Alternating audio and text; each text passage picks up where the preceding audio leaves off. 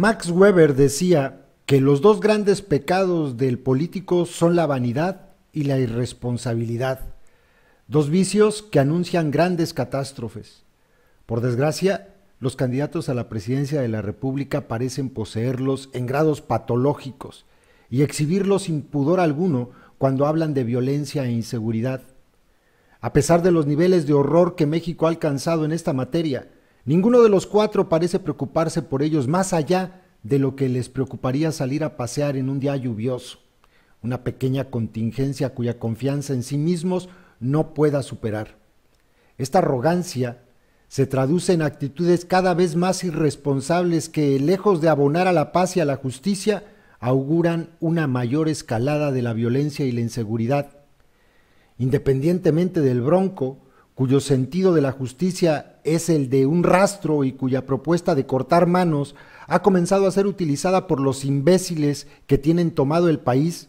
si hubiera un gramo de entendimiento de los derechos humanos en lo que queda de Estado, el Bronco ya habría sido destituido de su condición de contendiente a la presidencia o, en un acto de congruencia con su visión de carnicero, debería caminar manco por la vida. El peor de los otros tres es José Antonio Meade,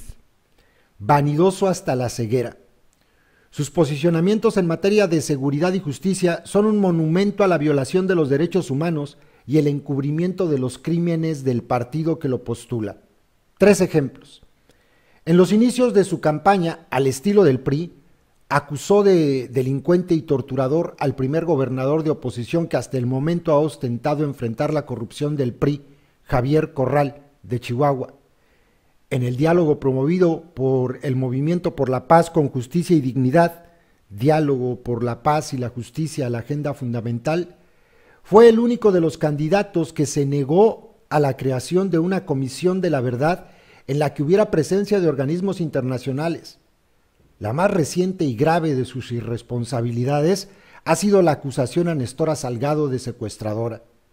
Su imputación, basada en una declaración desechada por el juez, además de violentar los derechos humanos de Nestora y poner en riesgo su vida, exhibe también su ignorancia y sus prejuicios de clase. Como buen chilango de familia acomodada, educado en el ITAM y en Yale, acostumbrado a las abstracciones de la estadística y cuya vida laboral ha transitado en las zonas de confort de las instituciones del Estado, Meade es, como sucede con buena parte de la pequeña franja de los privilegiados, ajeno a la brutal ola de inseguridad y violencia que padece México. No tiene por lo mismo una clara idea de la complejidad agraria y pueblerina de México, y mucho menos del estado de indefensión en el que se encuentran sus comunidades. Indefensión de la que la desaparición de los 43 estudiantes de Ayotzinapa es solo la punta de un iceberg de profundas. Indefensión de la que la desaparición de los 43 estudiantes de Ayotzinapa es solo la punta de un iceberg de profundidades abismales. Esta desventaja lo hace ignorar que las policías comunitarias de Guerrero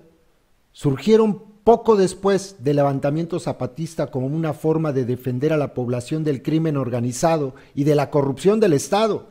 y que su existencia está amparada por el artículo 701 de la Ley del Estado de Guerrero y el segundo de la Constitución mexicana, que garantizan el derecho de los pueblos indígenas al autogobierno y la autodefensa.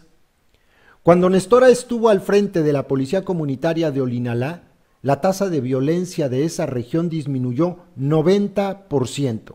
Pero Meade, encerrado en su arrogancia, no lo sabe, como tampoco sabe que las 4 adolescentes que presuntamente la acusaron de secuestro eran víctimas de una de las múltiples redes de trata y de tráfico de drogas asentadas en México y toleradas por el Estado,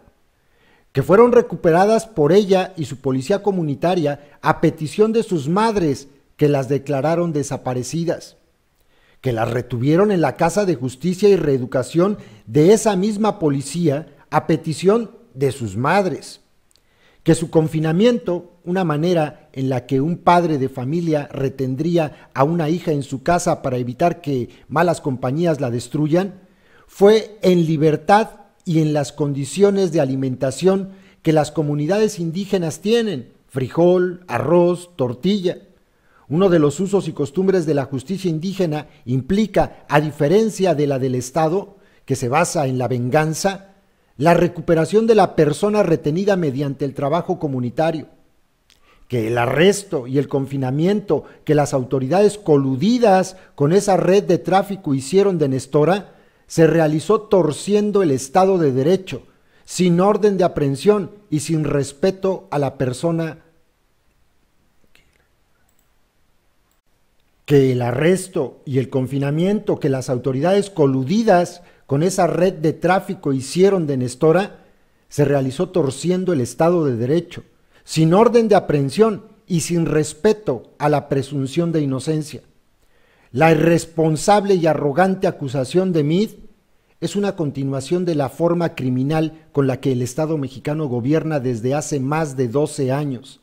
Detrás de ella está el encubrimiento y la criminalización de los cientos de miles de asesinados y desaparecidos, la violación de los derechos humanos y la promesa de continuar administrando el crimen como forma de gobierno.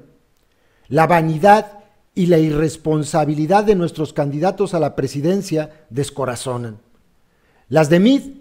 descomponen el estómago. Son las del burócrata que ignora la realidad y normaliza la corrupción, la violencia y la muerte. Además, opino que hay que respetar los acuerdos de San Andrés, detener la guerra, liberar a las autodefensas de Mireles y a todos los presos políticos, hacer justicia a las víctimas de la violencia, juzgar a gobernadores y funcionarios criminales y refundar el INE.